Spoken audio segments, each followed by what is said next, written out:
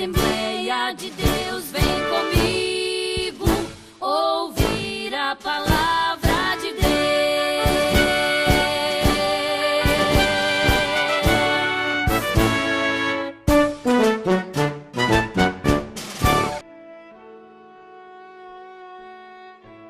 Uma boa tarde a todos vocês que estão ligados no programa Semeadores de Fogo. Quero agradecer ao Eterno Deus por mais esta rica oportunidade que Ele nos tem dado para mim pessoalmente de estar mais com essa oportunidade de meditarmos na santa e poderosa Palavra de Deus. E eu queria ler juntamente com vocês alguns versículos aqui, melhor dizendo, 3 versículos no Evangelho segundo escreveu João Yohanan, seu nome hebraico, João, capítulo de número 14, João, capítulo de número 14, versículos 22, 23 e 24, que nos diz da seguinte maneira, você pode pegar aí a sua Bíblia e acompanhar comigo. Nos diz assim: Yehudá, não o de Quiriote, ou Judas, não o Iscariotes, lhe disse: mas por que, Senhor, você se revelará a nós e não ao mundo?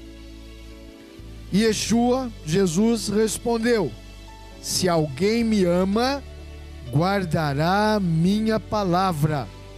Meu Pai o amará, nós viremos a ele e faremos dele nossa casa. Quem não me ama, não guarda as minhas palavras. A palavra que vocês estão ouvindo não é minha, mas de meu Pai que me enviou. Amém.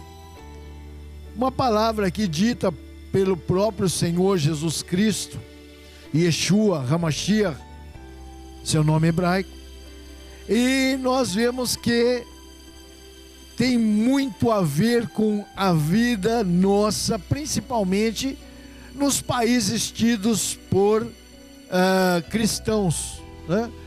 Jesus então ele faz uma declaração a Judas aqui, não os Iscariotes. Ele faz uma declaração e ele diz: olha, se alguém me ama, guardará a minha palavra. Se alguém me ama, disse Jesus, guardará a minha palavra. E aí ele completa dizendo: meu Pai o amará. Alguém me ama, guarda a minha palavra.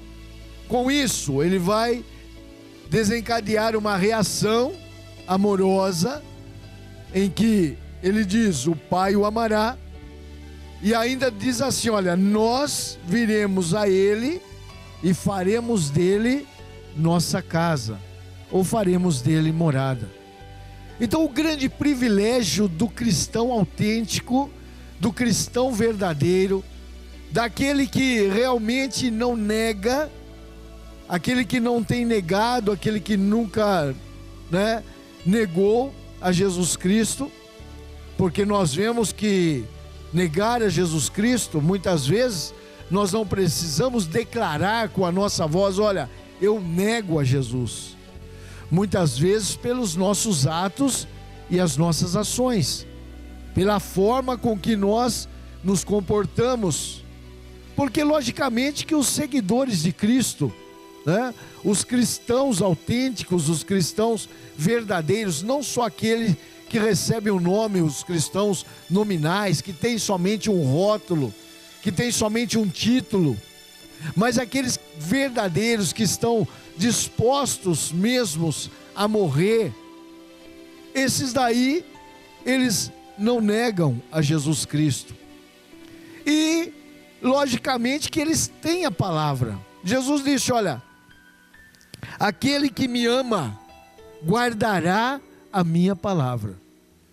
E nós estamos acostumados a encontrar com as pessoas que se dizem cristãos, que se dizem seguidores de Cristo, que têm Cristo como seu Deus, como seu líder, tem Cristo como seu Redentor, crê na sua obra na cruz do Calvário, morrendo ali pela humanidade, crê que o Senhor eterno Deus enviou a Jesus a esse mundo para o nosso benefício, porém não conhecem a sua palavra, não sabem o que Jesus verdadeiramente disse, a não ser o que eles captam aí nos filmes aí sobre a pessoa de Jesus. Muitas vezes nem contato tem com a sua palavra. E hoje nós vivemos, na modernidade de hoje, nós vivemos numa época em que o acesso à palavra de Deus, ele é constante. Nós temos aí, através do celular, com os aplicativos, você pode baixar a Bíblia Sagrada. Nós temos aí, através do computador, né, do notebook. Nós temos aí a Bíblia Sagrada através do papel, né, que é a forma mais normal ou mais antiga de se possuir as Escrituras Sagradas. E no entanto nós vemos que nem assim, vemos pessoas carregando a Bíblia Sagrada, mas não conhecem, não leem, se leem pouco, né? Não se integram e nem se entregam ao Senhor para o conhecimento verdadeiro da sua palavra e dizer: olha, eu estou guardando a palavra de Jesus Cristo, por isso eu posso dizer que amo a Jesus. E eu dizer também não tem validade nenhuma, muitas vezes, se isso que eu digo for mentira, porque o eterno Deus, Ele conhece o nosso coração, Ele conhece a nós mesmos mais do que nós mesmos. Ele sonda, Ele vai até o ponto mais interior. Ele nos criou, Ele é o Criador de toda a raça humana, Ele é o Criador de todas as coisas. E nós vemos o quê? Nós vemos que se eu falar e não for verdade aquilo que eu estou falando, eu posso enganar todas as pessoas que estão ao meu redor. Posso até ter um comportamento de vida que não condiz com aquilo que está dentro de mim. Posso declarar aquilo que não está. Posso enganar a toda a humanidade, mas eu não engano ao nosso eterno Deus, porque Ele tem poder para sondar os meus pensamentos. Ele tem poder para sondar as minhas intenções. E como a sua palavra diz, que mesmo antes de que o nosso pensamento seja formado em nós, Ele já conhece. Então não há como esconder, ocultar. Não há como nós não estarmos vulneráveis à presença do Senhor em nossa vida para uma investigação. Então eu posso declarar e não ser. Então a minha declaração tem que ser a mais sincera possível, porque senão não vale nada, porque quem conhece por dentro e por fora é o nosso eterno Deus, a quem nós servimos e àquele também que nós declaramos, aqueles que nós estamos dispostos, até mesmo como eu disse, a morrer, como muitos, né, desde o início do cristianismo, a história comprova isso, que os cristãos, principalmente lá em Roma, eram levados, né, para aqueles estádios, como no caso o mais importante, o Coliseu Romano, e ali eles eram jogados às feras, por não negar, por não querer adorar o imperador, prostrar-se diante da estátua do imperador, que todos faziam, mas o cristão não fazia, porque somente dobrava os seus joelhos diante do eterno Deus. E aí isso trazia uma indignação e uma perseguição contra eles. Por que ser diferentes? E então eles eram levados por não negar a sua fé, por não dizer que não fariam outro tipo de adoração a não ser ao eterno Deus, por meio de Jesus Cristo. Eles então eram levados para esses lugares, e aí como espetáculos para aquelas pessoas que iam ver. Eles ali eram mortos por animais ferozes que devoravam, e eles não se entregavam. Poderiam ter se entregue, poderiam dizer que não confessariam mais a Cristo como único Salvador, como único Deus de sua vida, e dizer que iriam adorar outros deuses, ou até mesmo a própria estátua de César, dos Césares passados. Mas eles não faziam isso, e chegaram até esses lugares, e ali foram mortos, outros queimados vivos, né?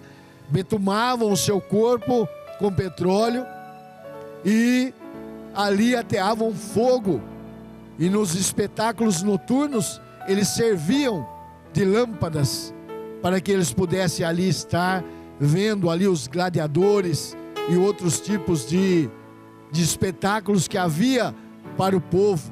E era um tipo de acalmar o povo. Quando o povo estava meio aí agitado, o imperador sempre promovia esses tipos de espetáculos, e os mais favoritos eram os cristãos. Até hoje em Roma tem-se lá as catacumbas, os túneis ali subterrâneos, onde os cristãos, fugindo da perseguição, iam morar naqueles lugares, iam se esconder naqueles lugares. Está lá a prova até o dia de hoje. Mas não negaram a sua fé. Diziam que amavam a Jesus, viviam a verdade do Evangelho, e por certo acontecia o que Jesus disse: olha, se alguém me ama, guardará a minha palavra. Então a primeira conclusão que tiramos disso, do contrário, é: se alguém não me ama, não guarda a minha palavra. Então, se alguém diz que ama Jesus, primordialmente ele precisa conhecer para depois guardar, porque eu não posso guardar aquilo que eu não tenho contato, eu não posso guardar aquilo que eu nunca tive contato. E o guardar a palavra não é escondê-la, não é deixá-la no livro, né? Esse compêndio aqui, que é a Bíblia Sagrada, formada por 66 livros, 39 no Primeiro Testamento, 27 no Segundo. Não é guardar e vou lá, escondo e ponho dentro do armário, ou faço como alguns, deixo lá na estante aberta, e quando você passa ali, as folhas, né, estão ali sempre abertas no mesmo lugar, e já estão até amareladas o tempo, né, que passou. As folhas amarelam, a prova de que o quê? Que elas nunca são mexidas, nunca são folheadas e nunca são lidas. Somente se deixa lá no versículo, deixa lá num capítulo aberta, nem se lê, ou se lê, só lê aquilo e não lê mais nada. Então guardar a palavra não é deixá-la, e sim guardá-la dentro do coração, do meu e do seu coração. Então Jesus disse: se alguém me ama, guardará a minha palavra. E aí, como eu disse, desencadeia algo magnífico, algo impressionante, algo que ninguém pode fazer. Jesus e o Pai vêm fazer morada nele através do Espírito Santo. Então passa a ser morada. Aquele que guarda, conhece, ama, né? Ama Jesus, guarda a sua palavra, conhece os seus preceitos, conhece os seus mandamentos, as suas ordens, quer andar como ele andou, segui-lo naquilo que ele fez. E para isso, logicamente, precisamos conhecer a sua palavra, porque ele não está mais no nosso meio para que nós pudéssemos segui-lo, mas deixou a sua palavra, e a sua palavra tem chegado até nós, e como eu disse, numa facilidade extrema nos nossos dias, que ninguém mais pode ter desculpas que não conhece a palavra de Deus por falta de oportunidade, porque somente de celulares nós temos no Brasil mais do que a própria população. em números de linhas telefônicas, de celulares. Então a facilidade. Agora você conta isso com computadores, você conta isso com o iPad, você conta também como notebook, né? Você conta aí quantas oportunidades alguém pode ter de possuir a palavra de Deus. Além do mais, a Bíblia, o livro mais escrito no mundo. Quase todos os idiomas falados no mundo já tem a Bíblia Sagrada para que eles possam estar lendo, conhecendo. E no Brasil, né, o português aí, na língua portuguesa já existe há vários séculos. Nós temos já a Bíblia Sagrada no nosso vernáculo, na nossa língua, com o nosso conhecimento, e hoje a preços populares, né? Não tão bem encadernadas, com as folhas mais caras, com a capa mais caras, mas nós temos a facilidade hoje de termos Bíblia aí a quase que a 5, 6 reais. Então não estamos vivendo num tempo em que a dificuldade de se tomar conhecimento do Evangelho, das palavras de Jesus, sejam quase que impossíveis, principalmente para nós aqui no Brasil, principalmente para nós.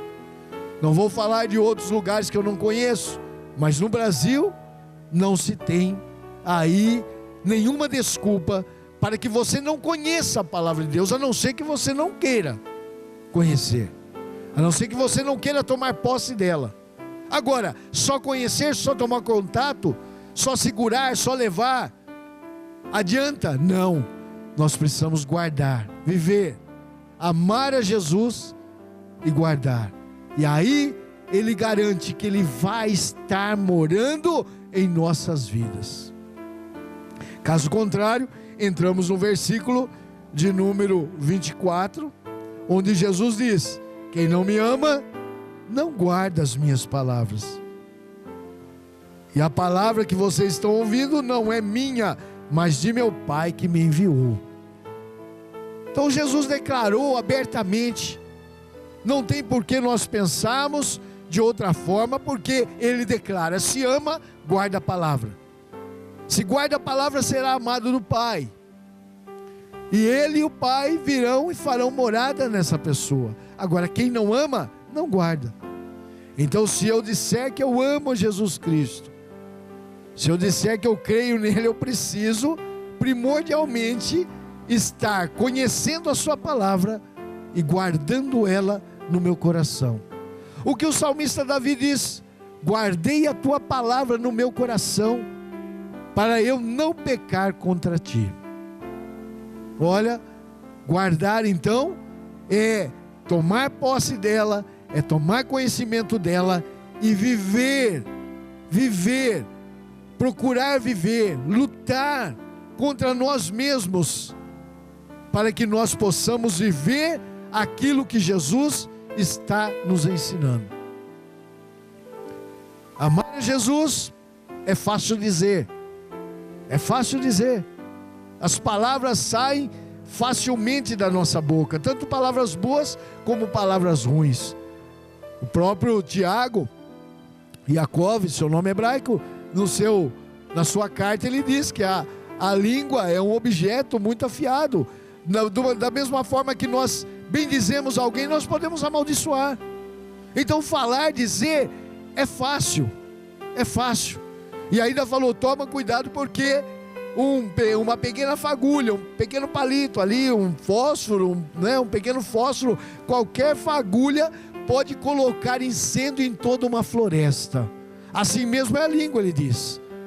Nós podemos levar o mal, com um tão pequeno órgão dentro de nós, faz um mal tremendo para as pessoas, quando nós proclamamos aquilo que não é certo, aquilo que não é verdade, ou mesmo aquilo que é verdade que não deveria estar sendo dito, porque nós não somos microfone ou alto-falantes aí que alguém está nos acionando para que a gente possa estar falando. Não, nós podemos reter as coisas, mesmo que sejam verdades. Nós não precisamos ficar proclamando o erro dos outros. Então, dizer que ama é fácil. Eu quero ver provar. Falar que ama Jesus é muito fácil. Como eu disse, muitas pessoas já cruzaram comigo durante esses anos de vida que o Senhor tem me dado na sua presença, né? Desde que eu conheci a Jesus verdadeiramente, me entreguei a Ele, entreguei a minha vida a Ele, eu conheci muitas pessoas que diziam: eu amo a Jesus, mas que quando você começava a conversar, perguntar, indagar ou pedir que esclarecesse algo sobre a pessoa de Jesus Cristo, só sabia que Ele tinha nascido, só sabia que Ele tinha morrido, sabia quem são os seus pais, né? Sabia algo, parte da história, né, que se fala em filme, mas não sabia os pormenores. O que o Senhor espera de mim e de você. A sua aprovação, a aprovação que Jesus fez de toda, né, de toda a lei, de tudo aquilo que já havia sido escrito antes dele. Porque no seu tempo não havia, né, o Novo Testamento ou o Segundo Testamento, como é melhor nós dizermos. Então não tinha ainda.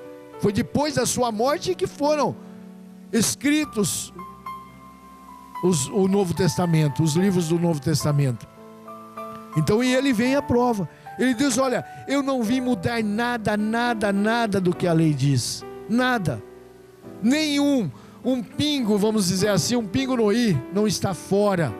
Eu não vim fazer nada, porém eu vim cumprir. Eu vim cumprir a lei, a determinação que o Senhor deu. Ele não desaprovou nada. Então, se ele não desaprovou e ainda disse que veio cumprir na sua própria vida, ele então aprova, e é a sua palavra.